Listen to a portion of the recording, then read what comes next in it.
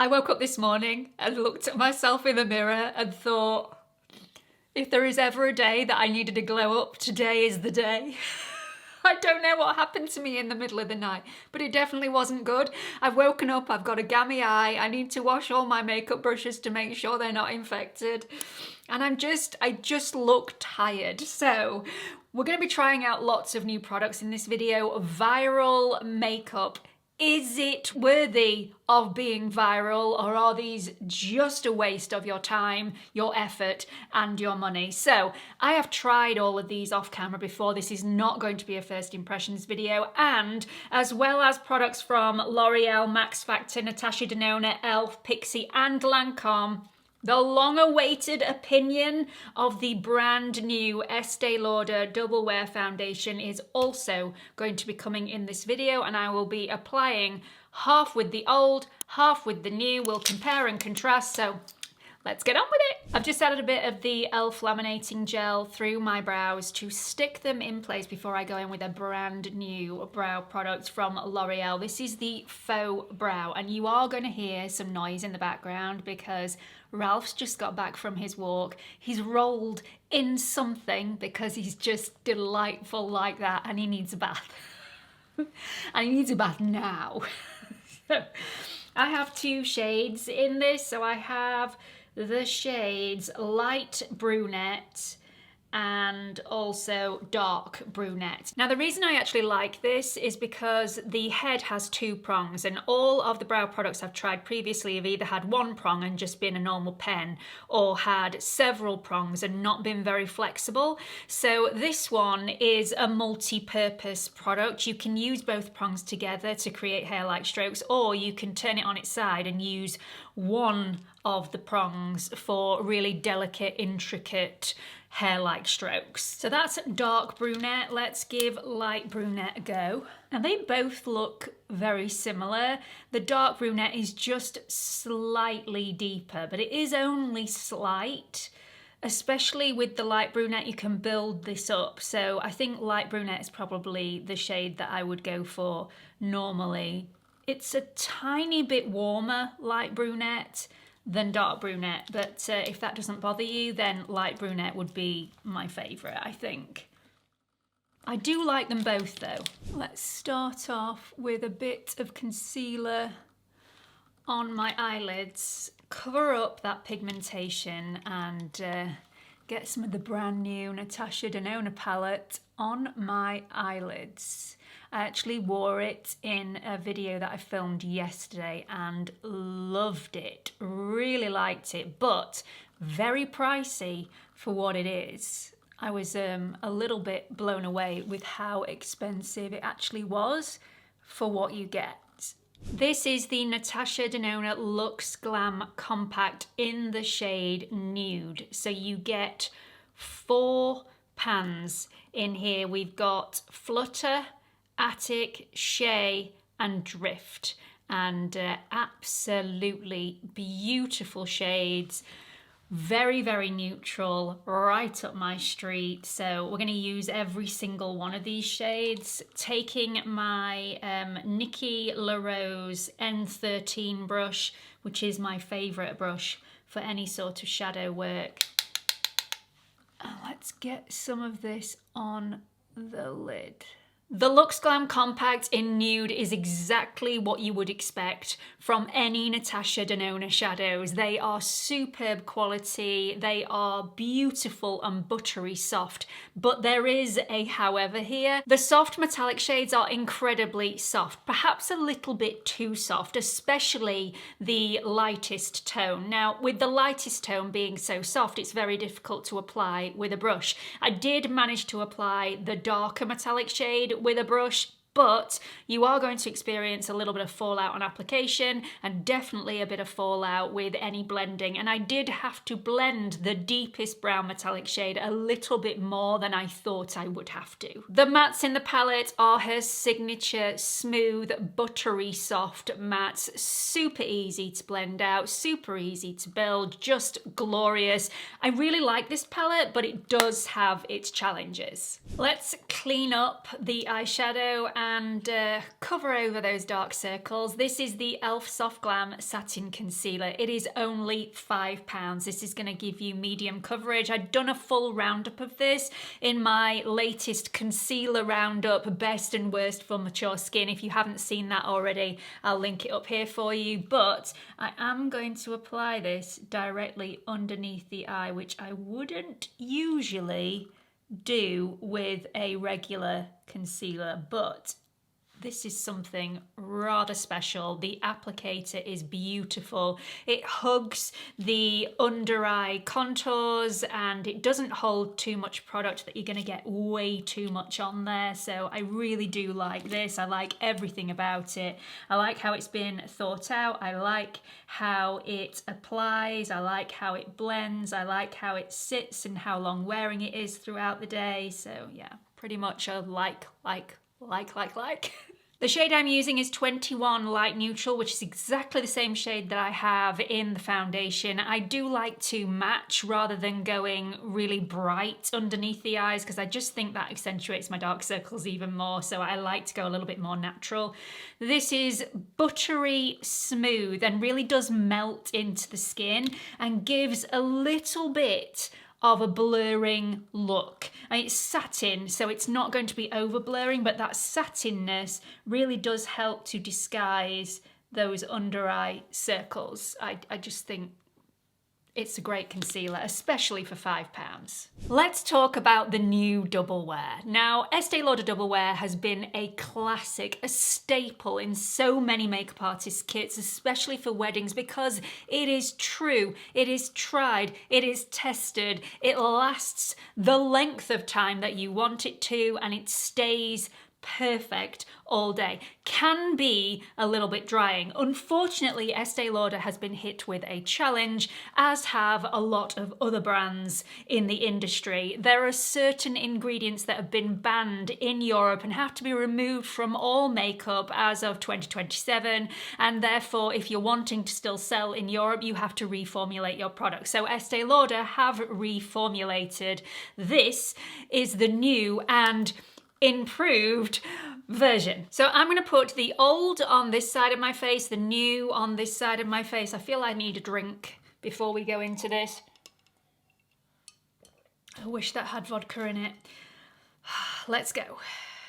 So I have the same shade in both of these foundations, the old and the new. There is a slight difference. The newer version is slightly darker, slightly deeper. It doesn't look like it when you first dispense it on the back of the hand, but as soon as it dries down, that dry down process does deepen the foundation a little bit. So you can clearly see on my face once it's dried down that one side is darker than the other. The old version is more matte, it's more airbrushing, it's longer lasting as far as I'm concerned. It is more oil controlling as well, but a lot of people used to say that it was quite drying and quite heavy on their skin. I've never really thought that the double wear was super heavy on my skin. You can definitely see it on my skin, so it doesn't look the lightest foundation on the planet. It doesn't overly look like skin, but it did dry out my skin with regular use. The new formula, however, does have some additional skincare ingredients. So this, although is supposed to be oil controlling, it's also supposed to be very hydrating throughout the day as well. I definitely would concur with that. It is more hydrating, but it does interfere with the long wear capabilities of the foundation, which is a little bit of a low point for me. Both formulas do have their challenges for application because they dry down so quickly. So you do have to apply quite sparingly, otherwise they can both look heavy on the face. Whereas the old formula could feel a little bit drying, it did dry down completely. There was no tackiness on the skin and it felt like a very powdery feel. The new formula dries down to a little bit of a waxy finish, and because of this waxy finish it's less airbrushing and it accentuates a lot more of my texture. The old formula is much more buildable friendly. You can definitely get full coverage out of the old formula. You can get full coverage out of the new formula, but because of that waxy finish, when you're trying to build this up, it does tend to grab to any product that you've laid down, and it can sometimes lift product that you've already laid down as well, which is a bit disappointing. Final thoughts on the foundation. I'm really disappointed. I do not think this is a triumph at all. In fact, I think this is an absolute flop. If their intention was to create a formula that you couldn't notice the difference from the original OG double wear, then they failed. They've completely failed. I mean, look at the difference in my skin. You can definitely tell the old formula from the new. On this side, the new formula, my skin does not look airbrushed. It actually looks more textured, whereas on this side, everything is smoother, it's more matte, it's more airbrushing. So it's not just the shades that are slightly off. For me, it's the whole formula. And the major negative for me, and the one that will put makeup artists off putting this in their kits for things like weddings, is the buildability of this formula and how other products lay over the top. When I put a bronzer, a cream bronzer, over the top of this, it completely lifted the foundation on one of the days that I wore it, and you could tell throughout the day it looked super patchy. So for me, the original is always going to be the better one. They're not selling it anymore, so you're not going to be able to get your hands on it.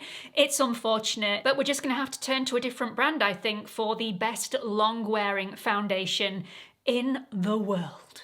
So I've just added a bit of cream bronzer on the top of this foundation, and I need to zoom you in here because this is just how bad this foundation is.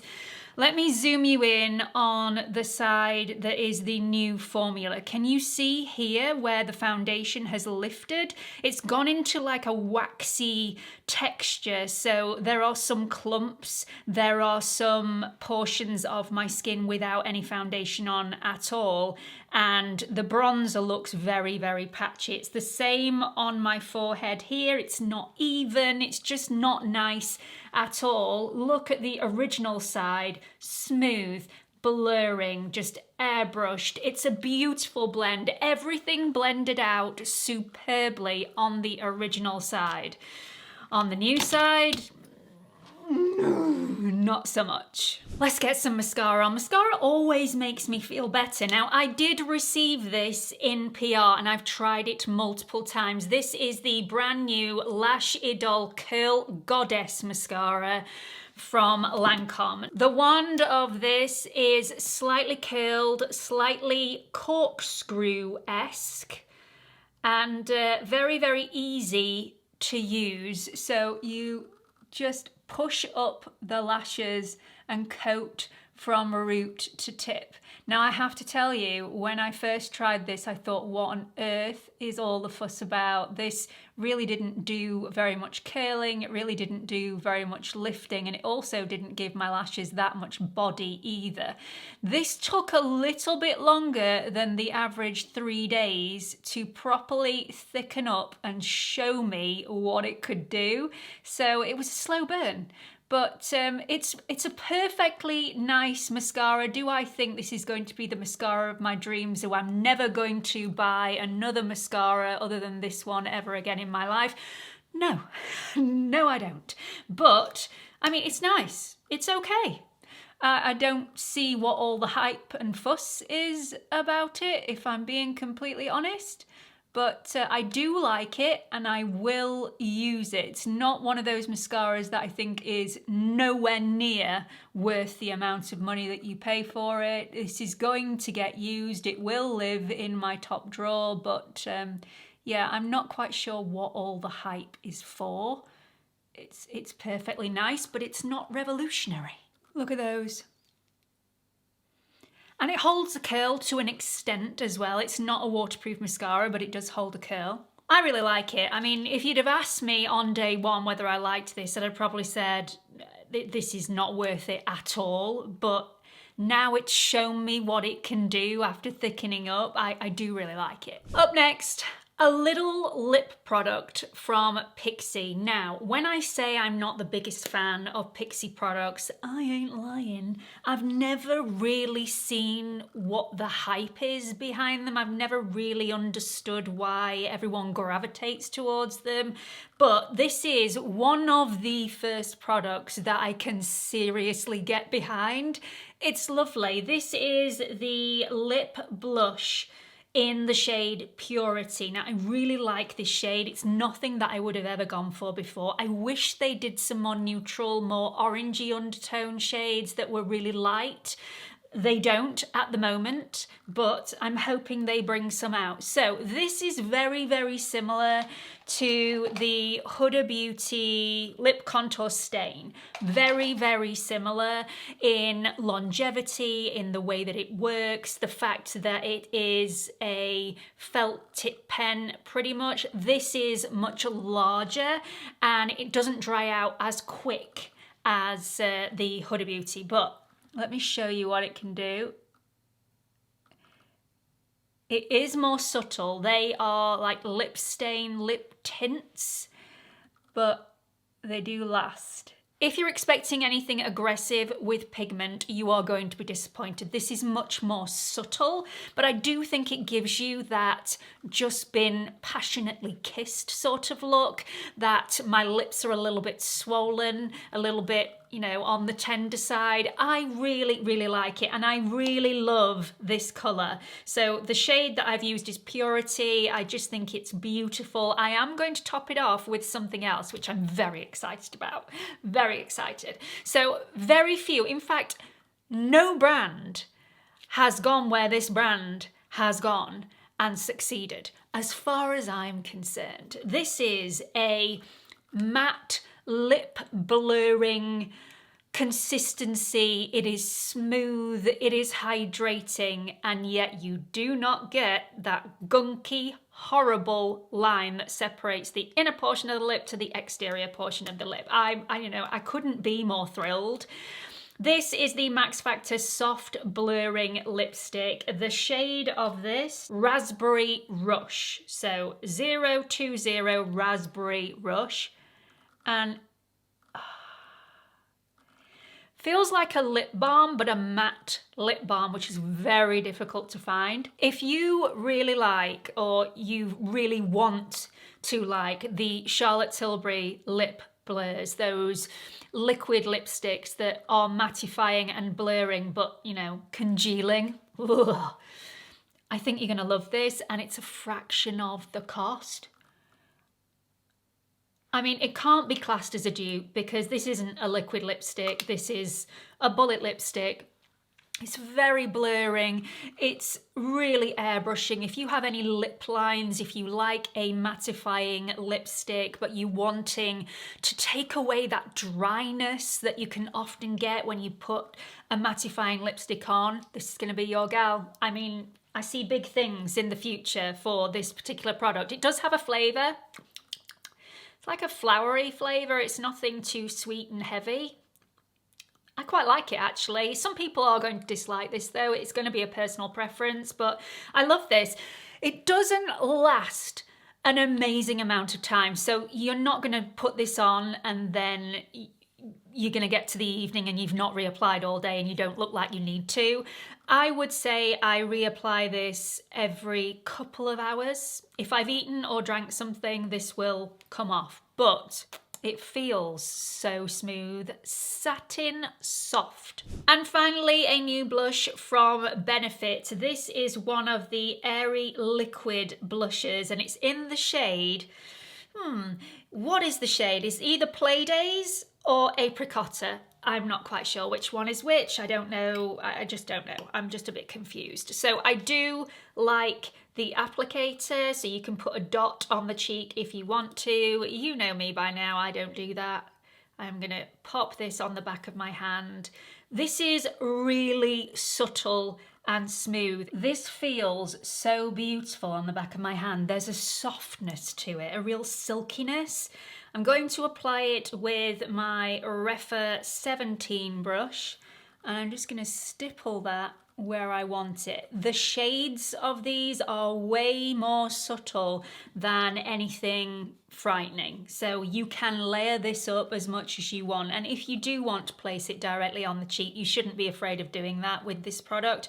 Some, most definitely, stay away from the cheek. Put it on the back of your hand. But this one, you could quite easily do that. In fact, let's do that on this side, because they are very, very easy to build up. So just 2 dots.